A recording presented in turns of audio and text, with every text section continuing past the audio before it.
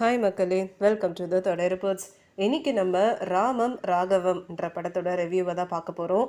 என்னதான் இந்த படம் தெலுங்குவாக இருந்தாலும் தமிழ் லாங்குவேஜ்லேயும் இன்னைக்கு ரிலீஸ் ஆகுது. இது வரைக்கும் தெலுங்கு படங்களில் காமெடியனாக பார்த்த தன்ராஜை ஒரு டைரக்டராக இந்த படத்தில் என்ட்ரி கொடுத்துருக்காரு. இவரோட சேர்ந்து சமுத்திரகனி, ஹரிஷ் உத்தமன், சத்யா, பிரமோதினி, ஸ்ரீனிவாஸ் ரெட்டி, பிருத்விராஜ், சுனில், மோக்ஷான்னு பல பேர் இந்த படத்தில் நடிச்சிருக்காங்க. ஸோ வாங்க இந்த படத்தோட கதைக்குள்ளே போகலாம். இந்த படத்தோட கதை அமலாபுரம்ன்ற கிராமத்திலிருந்து ஆரம்பிக்குது. தசரத ராமமாக நடிச்சிருக்காரு சமுத்திரகனி. இவர் அமலாபுரம் ரெஜிஸ்டர் ஆஃபீஸில் வேலை பார்த்துட்ருக்காரு. அதோட மட்டும் இல்லாமல் இவர் ஹானஸ்டான ஆஃபீஸரும் கூட.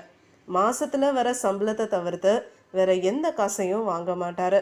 இந்த மாதிரி நேர்மையான ஆஃபீஸருக்கு மகன்தா ராகவாவா நடிச்சிருக்கிற தன்ராஜ். அப்பா நல்லவராக இருந்தாலும் பையன் ரொம்ப கெட்டவனாக இருக்காரு. சின்ன வயசுலேருந்தே கெட்ட பழத்துக்கு அடிமையாக இருப்பார். வளர்ந்ததுக்கு அப்புறமா கேம்பிளிங், பெட்டிங்னு காசு தொலைச்சு நிறைய கடன் வாங்கி வச்சுருப்பாரு.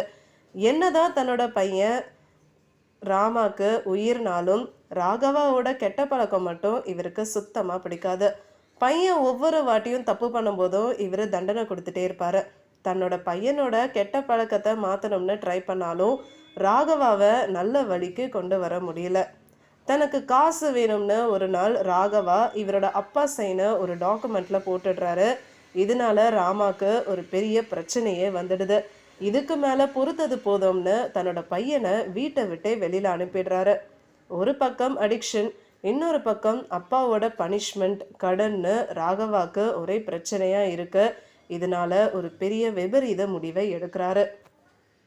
அது என்னென்னு பார்த்தீங்கன்னா, அப்பாவை போட்டு தள்ளணும்னு பிளான் பண்ணி தன்னோட ஃப்ரெண்டு ட்ரக் டிரைவர் தேவாவாக நடிச்சிருக்கிற ஹரிஷ் உத்தமனையும் இந்த பிளானில் சேர்த்துக்கிறாரு.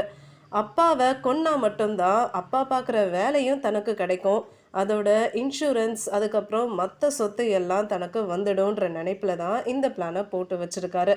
இதுக்கப்புறம் என்ன நடந்தது?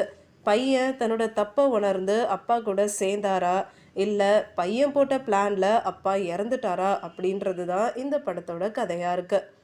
என்னதான் தன்ராஜுக்கு இது டைரக்ட் பண்ணுற முதல் படமாக இருந்தாலும் ஆடியன்ஸுக்கு இன்ட்ரெஸ்டிங்காக இருக்கிற மாதிரி எமோஷ்னலான படத்தை தான் எடுத்துகிட்டு வந்திருக்காரு. ஃபர்ஸ்ட் ஹாஃபை பார்த்தீங்கன்னா ரொம்ப நார்மலாக தான் இருக்கும். அதாவது அப்பா பையனுக்கு நடுவில் நடக்கிற சண்டை, ராகவோட கெட்ட பழக்கம்னு காமிச்சிருப்பாங்க. ஆனால் இன்டர்வெல்க்கு அப்புறம் நடக்கிற செகண்ட் ஹாஃப் தான் படம் சூடு பிடிக்குதுன்னு சொல்லலாம். தன்னோட அப்பாவை போட்டு தள்ளணும்னு இவர் போடுற பிளான்னு இதுக்கப்புறம் நடக்கிறது எல்லாமே நிறைய ட்விஸ்ட் எல்லாம் வச்சு ரொம்ப இன்ட்ரெஸ்டிங்காக இந்த படத்தோட கதையை முடிச்சிருக்காங்க. முக்கியமாக கடைசி 20 நிமிஷம் படம் மக்களை கண் கலங்க வச்சிரும், அந்த அளவுக்கு எமோஷ்னலாக கொடுத்துருக்காரு. அப்பா பையன் சென்டிமெண்ட்டில் வந்த படங்கள் தூக்குடு, நானாக்கோ பிரேமத்தோ போன்ற படங்கள் மாதிரி இல்லாமல் ரொம்ப ஃப்ரெஷ்ஷாக என்கேஜிங்காக இருக்கிற மாதிரி ஒரு கான்செப்டை கொண்டு வந்த டைரக்டருக்கு ஒரு பெரிய கைத்தட்டலை கொடுத்தாகணும். இது வரைக்கும் நம்மளை சிரிக்க வச்ச தன்ராஜ் இந்த படத்தில் அள வச்சுட்டாருன்னு தான் சொல்லியாகணும். அந்த அளவுக்கு ஒரு சீரியஸான பவர்ஃபுல் பர்ஃபார்மன்ஸை கொடுத்துருக்காரு. சமுத்திரகனியோட ஆக்டிங்கை பற்றி நம்ம சொல்லவே வேண்டாம். இவரோட நடிப்பு ரொம்ப அமேசிங்காக இருந்தது. மற்ற சப்போர்ட்டிங் ஆக்டர்ஸும் அவங்க ரோலை புரிஞ்சுக்கிட்டு பிரமாதமாக நடிச்சிருக்காங்க. இந்த படத்தோட டெக்னிக்கல் ஆஸ்பெக்ட்ஸ்ன்னு பார்க்கும்போது சினிமாட்டோகிராஃபி சூப்பராக இருந்தது. அது மட்டும் இல்லாமல் மியூசிக் அண்ட் பிஜிஎம் வேறு லெவலில் இருந்தது. முக்கியமாக கிளைமேக்ஸ் சீன்ஸும் அதுக்கு முன்னாடி வர சீன்ஸுக்கும் வர பிஜிஎம் அட்டகாசமாக இருந்தது. ஸ்க்ரீன் பிளே இந்த படத்துக்கு பக்கபலம்னே சொல்லலாம். மொத்தத்தில் இந்த படம் ஆரம்பத்தில் ரொம்ப ஸ்லோவாக போனாலும் ஒரு கட்டத்துக்கு மேலே விறுவிறுப்பாக இன்ட்ரெஸ்டிங்காக போகுது. ஒரு நல்ல எமோஷ்னலான அதே சமயம் சஸ்பென்ஸ் நிறைஞ்ச படம் தான் இது. ஒரு குட் ஃபீல் மூவினே சொல்லலாம். கண்டிப்பாக இந்த படத்தை பார்க்குறதுக்கு மிஸ் பண்ணிடாதீங்க. உங்களுக்கு இந்த வீடியோ பிடிச்சிருந்ததுன்னா லைக் பண்ணுங்கள், ஷேர் பண்ணுங்கள், சப்ஸ்கிரைப் பண்ணுங்கள் அண்ட் மறக்காமல் கமெண்ட் பண்ணுங்கள்.